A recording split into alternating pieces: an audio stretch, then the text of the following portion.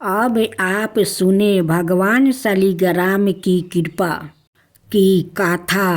कृष्णा नगर के पास एक गांव में एक ब्राह्मण रहते थे। वो ब्राह्मण पुरोहित का काम करते थे। एक दिन यजमान के यहाँ पूजा कराकर घर लौटते समय उन्होंने रास्ते में देखा कि एक मालिन साग वाली एक औरत बैठी साग बेच रही है।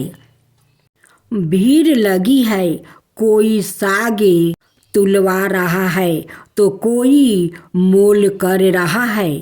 पंडित जी रोज उसी रास्ते जाते भी और साग वाली को भी वही देखते। एक दिन किसी जान पहचान के आदमी को साग खरीदते देखकर वो भी वही खड़ा हो गया।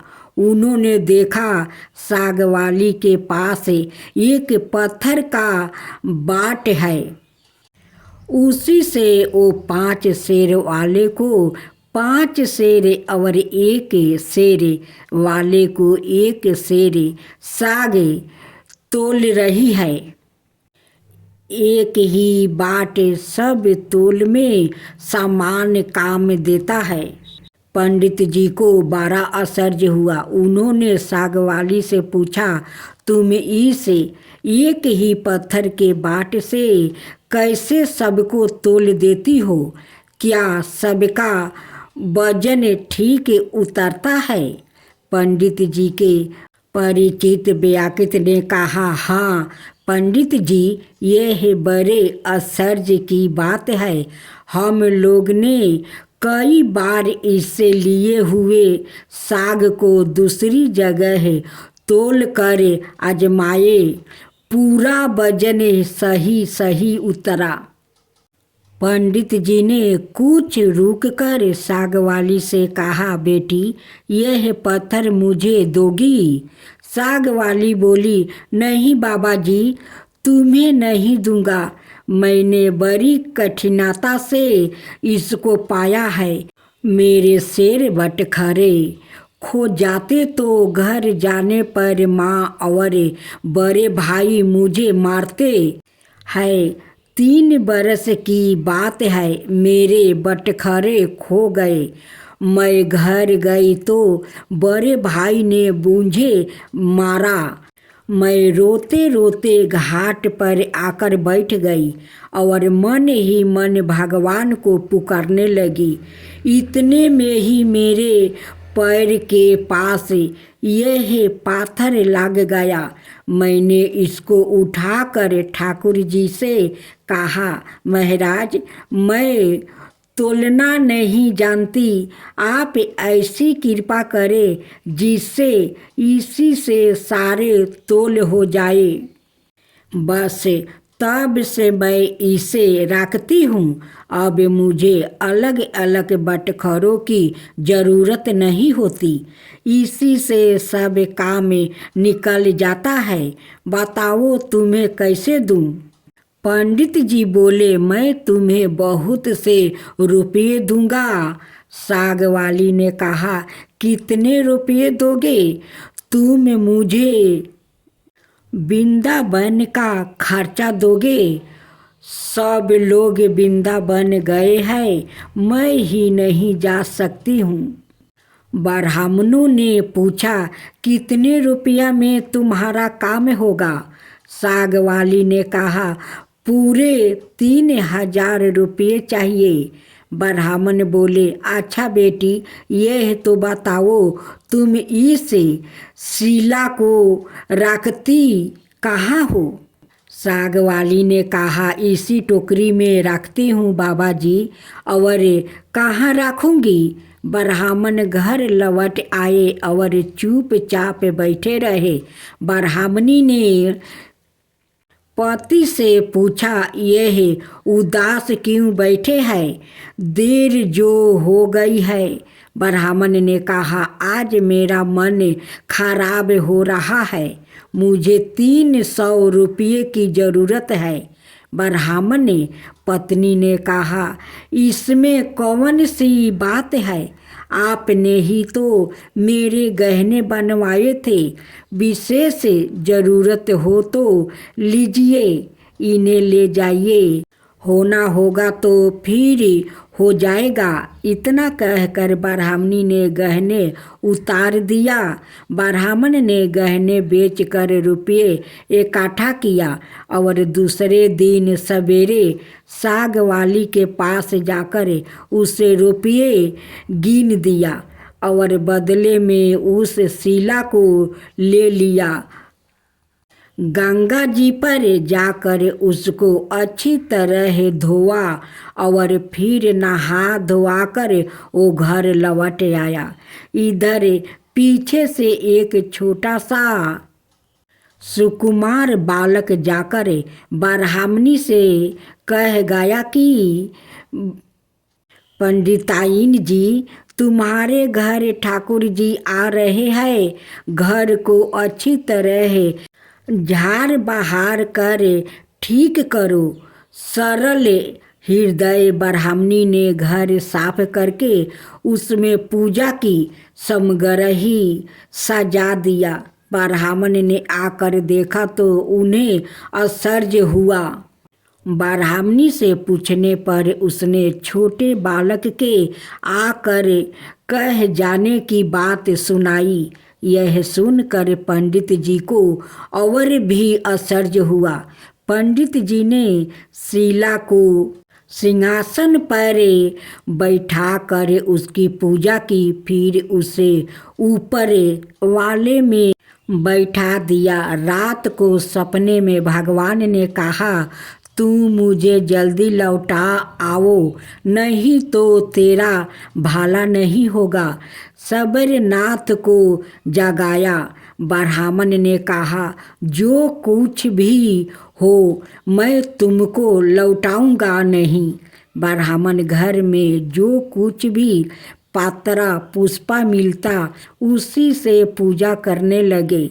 2-4 दिनों बाद सपने में फिर कहा, मुझे फेंक आओ, नहीं तो तेरा लड़का मर जाएगा। ब्राह्मण ने कहा, मर जाने दो, तुम्हें नहीं फेंकूंगा।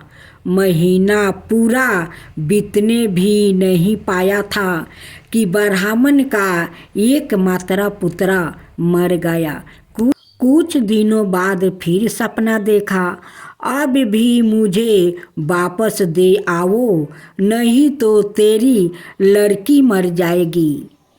दृढ़ निश्चय ही ब्राह्मण ने पहले वाला ही जवाब दिया। कुछ दिनों पश्चात लड़की मर गई। फिर कहा कि अब की बार स्त्री मर जाएगी। ब्राह्मण ने इसका भी वही उत्तर दिया। अब स्त्री भी मर गई। इतने पर भी ब्राह्मण अचल अटल रहा। लोगों ने समझाया, यह पागल हो गया है। कुछ दिन बीतने पर सपने में फिर कहा गया, देख अब भी मान जा, मुझे लौटा दे, नहीं तो 7 दिनों में तेरे सिर पर बिजली गिरेगी। ब्राह्मण बोले, गिरने दो, मैं तुम्हें उस साग वाली की गंदी टोकरी में नहीं रखने देंगे। ब्राह्मण ने एक मोटे कपड़े में लपेटकर भगवान को अपने मजबूती से बांध लिया। वो सब समय यही उन्हें बांधे रखते थे। कंकार बिजली की गोती नजदीक आती पर लौट जाती। अब 3 ही दिन शेष रह गया है। एक दिन ब्राह्मण गंगा जी के घाट पर संध्या पूजा कर रहे थे कि 2 सुंदर बालक उनके पास आकर जल में कूदे। उनमें एक सवाल था, दूसरा गोरा। उनके शरीर पर कीचड़ लपटा था। वो इस ढंग से जल में कूदे कि जल उछल कर ब्राह्मण के शरीर पर पड़ा।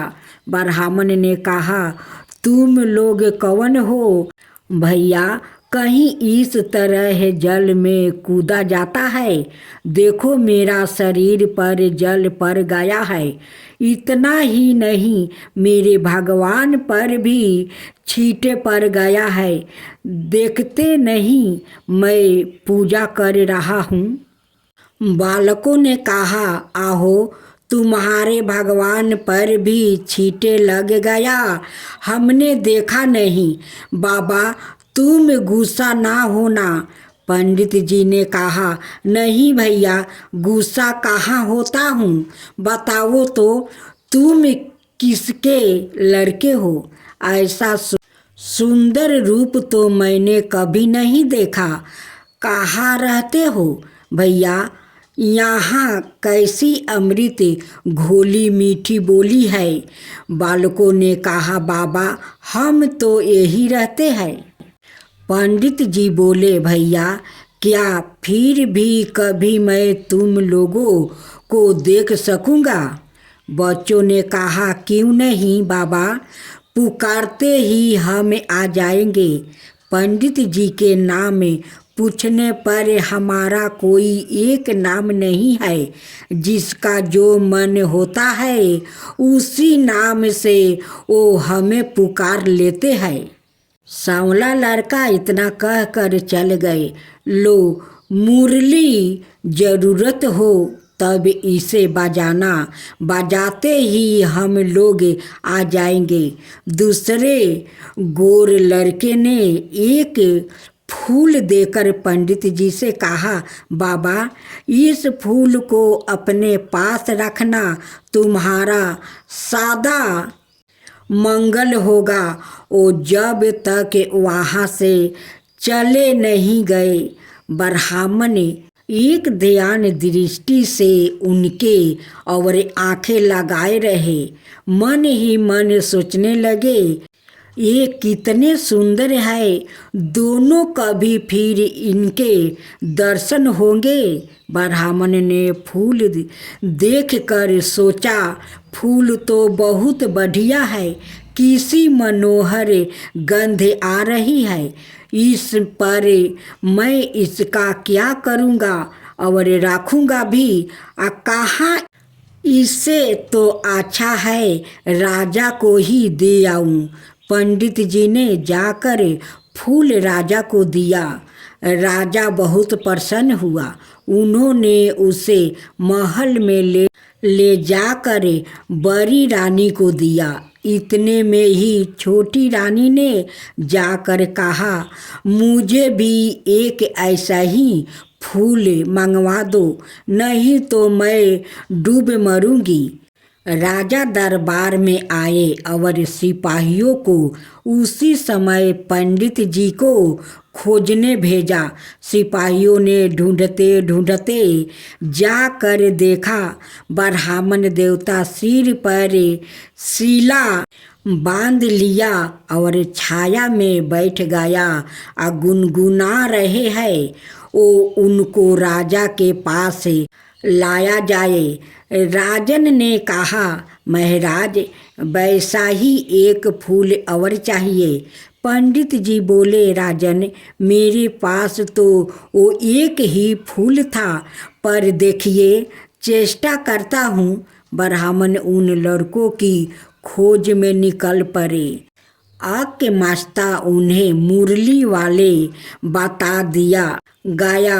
उन्होंने मुरली बजाई। उसी क्षण गौर शाम जोरी प्रकट हो गई। ब्राह्मण रूप मधुरी के पान में मतवाले हो गया। कुछ देर बाद उन्होंने कहा, भैया वैसा एक फूल और चाहिए।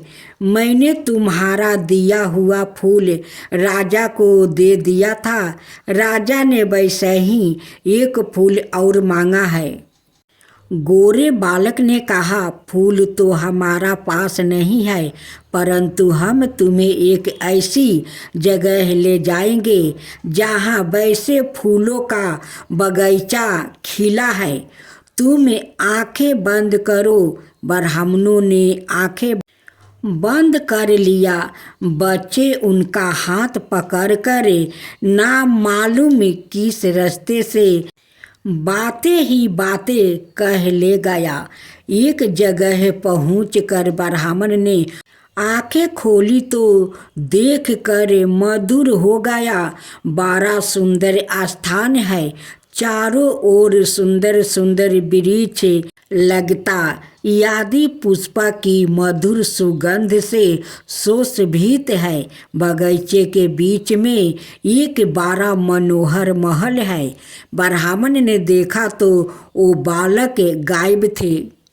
वो साहस करके आगे बढ़े। महल के अंदर जाकर देखते हैं सब ओर से सुसज्जित बड़ा सुरमय स्थान है। बीच में एक दिव्य रत्नों का सिंहासन है। सिंहासन खाली है। पंडित जी ने उस स्थान को मंदिर समझकर प्रणाम किया। उनके माथे पर बंधी हुई ठाकुर जी की शिला खुलकर नीचे गिर गई। ज्यों ही पंडित जी ने उसे उठाने को हाथ बढ़ाया कि शिला फटी और उसमें से भगवान लक्ष्मी नारायण प्रकट होकर सुनहरे सिंहासन पर विराजमान हो गए। भगवान नारायण ने मुस्कुराते हुए ब्राह्मण से कहा, हमने तुमको कितने दुख दिया है, परंतु तुम अटल रहे। दुख पाने पर भी तुमने हमें छोड़ा नहीं, पकड़े ही रहे। इसी से तुम्हें हम शरीर यहाँ ले आए हैं। जो भक्त स्त्री पुरुष घर गुरुजन परन धन यहाँ लोक और परलोक छोड़कर हमारी शरण में आ गया है, भला उन्हें हम कैसे छोड़ सकते हैं। इधर देखो, यह खड़ी है तुम्हारी सहाधामनी, तुम्हारी कन्या और तुम्हारा पुत्र, यह भी मुझे प्रणाम कर रहे हैं। तुम सब मेरी प्राप्ति हो गए हो। तुम्हारी एक भक्ति निष्ठा से सारा परिवार मुक्त हो गया है।